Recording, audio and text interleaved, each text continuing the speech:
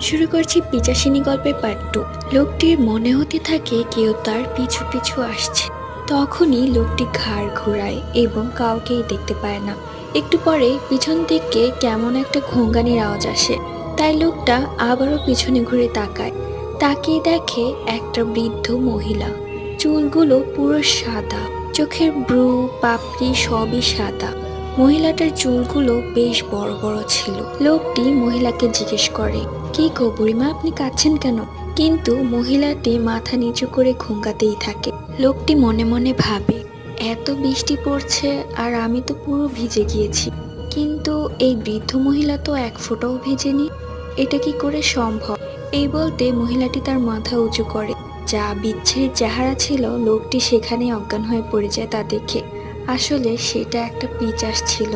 লোকটির ভাগ্য ভালো যে সেই দিন বেঁচে গিয়েছিল। Bye bye.